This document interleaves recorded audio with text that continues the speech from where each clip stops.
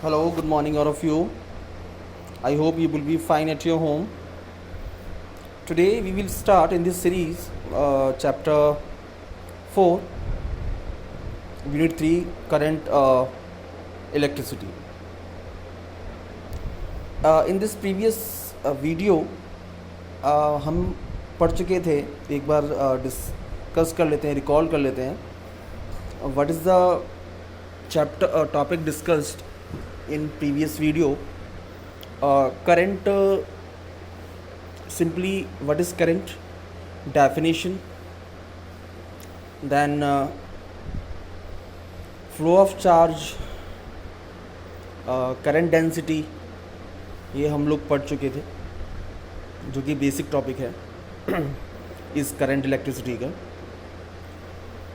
सो आज के जो की पॉइंट्स हैं वो हैं drift velocity of free electrons, mobility किसकी, इलेक्ट्रॉन्स की, Ohm's law, electrical resistance and resistivity. तो वन बाय वन हम ये टॉपिक डिस्कस करते हैं. So first of all drift velocity of free electrons. तो ड्रिफ्ट वेलोसिटी होती क्या है ये पहले जान लेते हैं. Drift means which moving of electrons, है ना. Drifting means moving of electrons. तो जो पॉइंट है, when a potential difference is applied across the ends, जैसे कि फिगर में आप देख रहे हैं कि एक कंडक्टर है और कंडक्टर में फ्री इलेक्ट्रॉन्स होते हैं, और वहाँ पर हमने पढ़ा था रैंडमली मूव कर रहे थे एट रूम टेम्परेचर पर, रैंडमली. बट यहाँ पर एक डायरेक्शन में मूव करें क्योंकि यहाँ पर इलेक्ट्रिक फील्ड अप्लाई हुई है, पोटेंशियल डिफरेंस या बैटरी मान सकते हैं उसे, at the ends of the semiconductor, है ना. एंड्स मतलब positive and negative. The free electrons in moving with the average velocity, यानी एवरेज वेलोसिटी से मूव करेंगे किस डायरेक्शन में, opposite to the direction of electric field. यानी इलेक्ट्रिक फील्ड और करंट की डायरेक्शन सेम होती है, तो करंट के अपोजिट डायरेक्शन में फ्लो करेंगे. आप जानते हैं क्योंकि जो पॉजिटिव टर्मिनल है बैटरी का वो किसको अट्रैक्ट करेगा, इलेक्ट्रॉन्स को अट्रैक्ट करेगा. तो आप फिगर में देख सकते हैं कि इलेक्ट्रिक फील्ड के अपोजिट वो ड्रिफ्ट कर रहे हैं, मींस मूव कर रहे हैं, और उसी को हम बोलते हैं which is called drift velocity of free electrons. जब भी हम बैटरी अप्लाई करते हैं, जो मूवमेंट होती है इलेक्ट्रॉन्स की वो ड्रिफ्ट वेलोसिटी होती है. ओके, तो drift velocity is denoted by V which is equals to small e into capital E into tau upon m. Now further इसको एवेल्यूएट करते हैं. इलेक्ट्रिक फील्ड की वैल्यू होती है वोल्टेज पर लेंथ, यानी पोटेंशियल डिफरेंस पर लेंथ. तो ये हो जाएगा, यहाँ से हमें मिल जाएगा E V tau M L. Means यहाँ से क्या हट गया, ई एल्यूमिनेट कर दिया और वी अपॉन एल उसकी जगह रख दिया. Now what is tau. Tau is a relaxation time, means time of which in which electrons move. E is charge on electrons, जो कि होता है 1.6 into 10⁻⁻19 electron volt.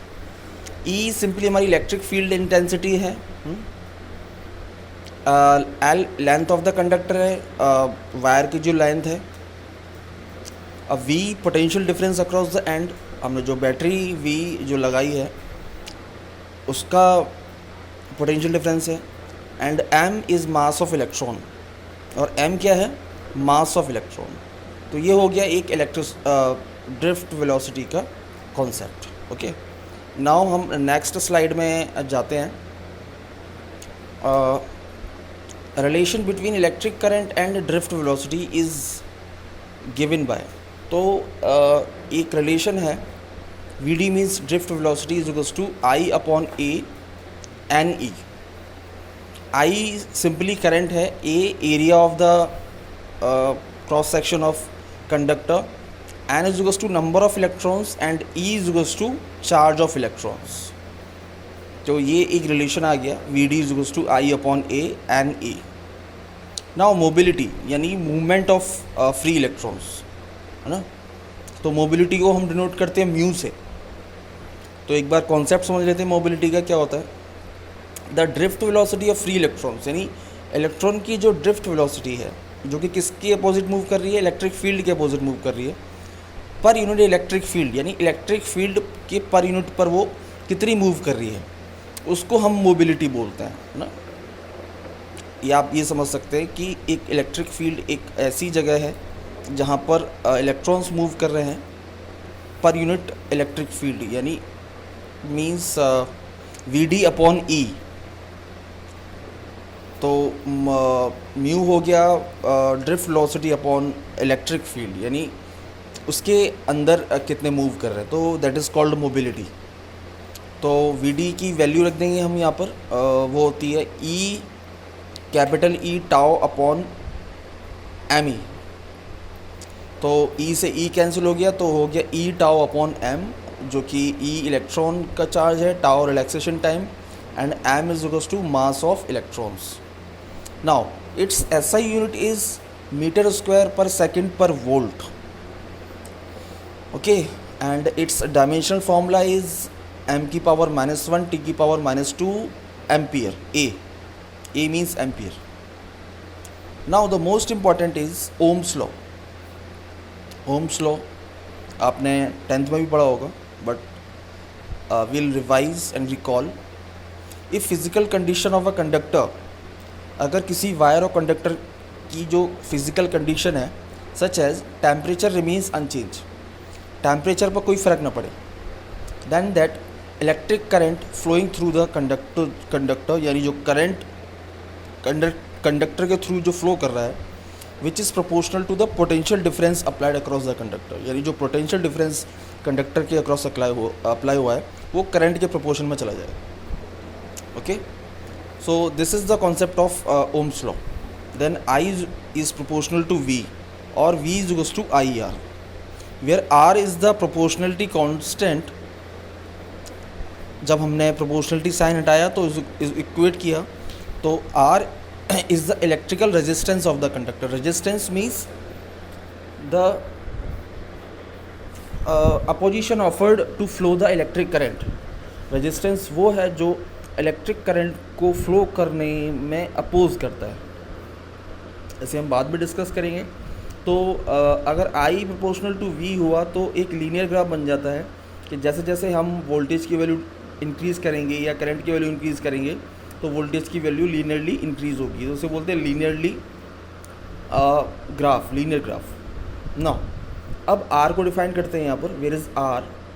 R is nothing but it is the resistance of the particular conductor, or which is equals to rho L upon A, where rho is the resistivity, L is the length of the conductor, and A is the area of the conductor. And rho यहाँ पर क्या है? Rho is the resistivity of the conductor, resistivity which depends on the nature of the material, कि copper का है, aluminium का है, gold का है, सिल्वर का है। आपको मालूम है कि गोल्ड की जो रेजिस्टिविटी सबसे कम होती है, देन उससे ऊपर होती है सिल्वर की, देन कॉपर की, देन आयरन की। तो resistivity just depends on material, nature of material. Now अब एक रिलेशन निकालते हैं V और रेजिस्टिविटी में। तो V is equals to IR, then put the value of R which is rho L upon A। तो V की वैल्यू आ गई I rho L upon A। ये हमारा ये रिलेशन आ गया जो न्यूमेरिकल्स में काम आएगा। ओके, नाउ एक और रिलेशन निकालते हैं इसी से,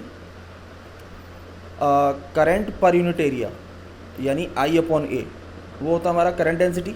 अब मालूम है आपको, current per unit area is equals to I upon A normal to the current, यानी जो एरिया नॉर्मल करंट के नॉर्मल रहेगा। I upon A is called current density and is denoted by J। हम पढ़ चुके हैं पहले current density. The SI unit of current density is ampere per metre square.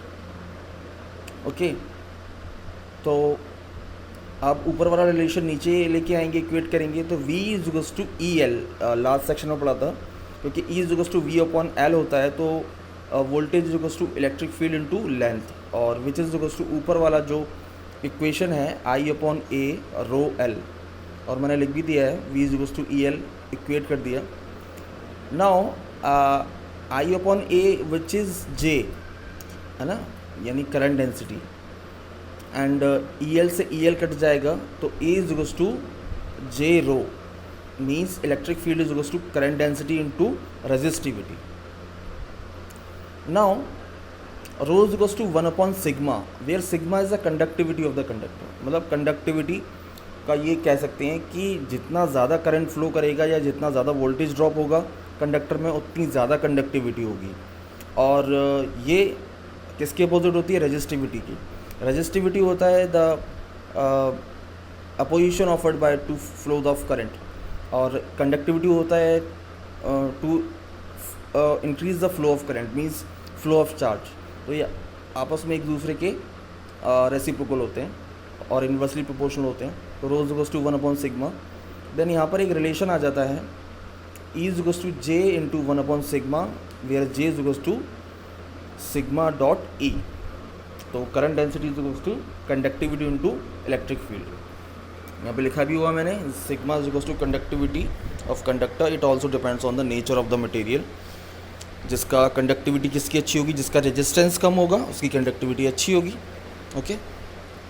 और जिसका रेजिस्टेंस ज़्यादा होगा उसकी pure resistive conductivity is not well. Now अब पढ़ते हैं limitation of Ohm's law. Ohm's law की कुछ लिमिटेशंस हैं. प्रैक्टिकली देखा जाए, although Ohm's law has been found valid over a large class of material, बहुत सारी मटेरियल्स पर ओम्स लॉ वैलिड होता है, but there do exist material and devices in electric circuit where the proportionality of V and I does not hold. लेकिन electronics material में कुछ ऐसे materials होते हैं जो V और I की जो करेक्टरिस्टिक्स कर्व है यानी लीनियर कर्व है वो होल्ड नहीं करते, यानी ओम्स लॉ को फॉलो नहीं करते. इलेक्ट्रॉनिक्स यानी सेमीकंडक्टर डिवाइस एंड सर्किट्स की बात कर रहे हैं हम, है ना. तो V और I does not hold proportionality variation. तो आप देख रहे हैं कि जो डॉटेड लाइन है ये ओम्स लॉ की है. द डेविएशन ब्रॉडली आर 1 और more of the following types. तो डेविएशंस एक और एक से ज़्यादा टाइप्स के हो सकते हैं. तो यहाँ से मैंने एरो में बताया कि जो the dashes line represent the linears Ohm law. जो डैशेज लाइन है वो represent the linears Ohm law, and the solid line is the voltage versus current for good conductor. तो हल्का सा यहाँ पर डेविएट हो रहा है ऊपर जाके, देखिएगा स्ट्रेट नहीं जा रहा, हल्का सा डेविएट हो रहा है. किस मटेरियल के लिए? इलेक्ट्रॉनिक डिवाइसेस में जो मटेरियल यूज़ होते हैं. नाउ अब केस आता है V, यानी V voltage case is to be proportional to I figure, यानी वोल्टेज I के प्रोपोर्शनल तो है जैसे फिगर में शो कर रहा है, but after some time it deviates by its linearity. ऐसा क्यों होता है? The relationship between V and I depends on the sign of V. यहाँ पर साइन की वैल्यू मीन्स वोल्टेज की जो वैल्यू है पॉजिटिव और नेगेटिव उस पर डिपेंड करता है. और हम दूसरे वर्ड में बोल सकते हैं, if I is the current flow for a certain voltage, अगर कोई करंट की वैल्यू है सर्टेन वोल्टेज के लिए, then reversing the direction of V, अगर हम उसकी डायरेक्शन उल्टी कर दें, keeping its magnitude fixed does not produce a current of the same magnitude as I.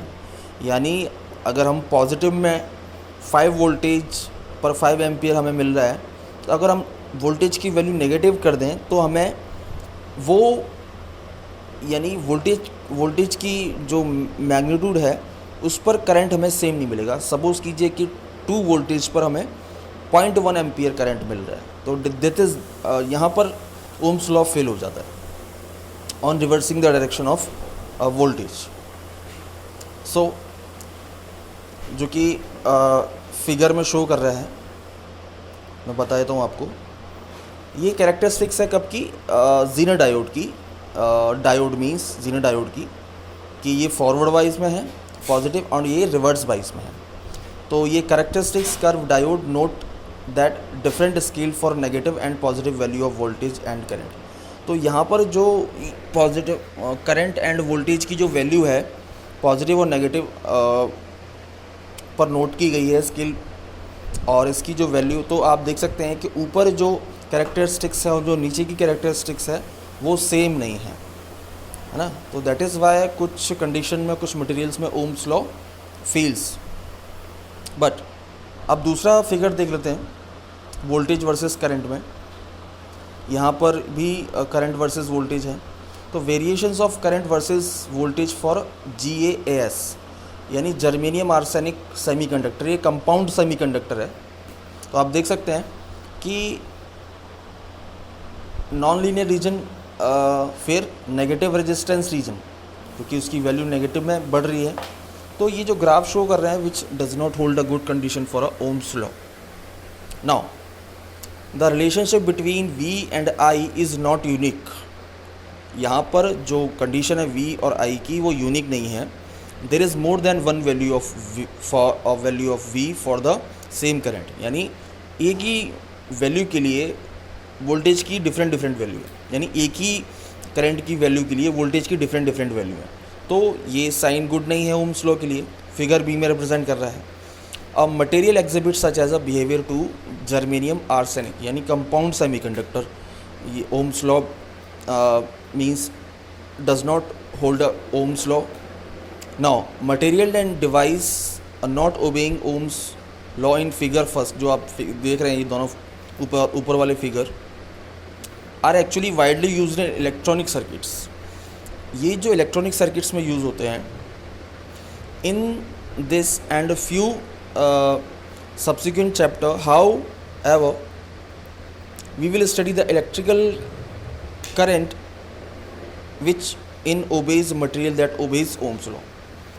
हमने वो चैप्टर पढ़े हैं यानी सेमीकंडक्टर डिवाइसेस में जो ओम्स लॉ नहीं फॉलो करते। हम इलेक्ट्रिक सर्किट्स की बात कर रहे हैं जो हम पढ़ चुके हैं, लेकिन हमें फ्यू चैप्टर्स, कुछ चैप्टर बाकी हैं जैसे ऑल्टरनेटिंग करंट है और ये चैप्टर है जिससे हम पढ़ेंगे कि ये ओम्स लॉ मीन्स ओबे करते हैं। Okay, so that will be for all today's. Thank you very much.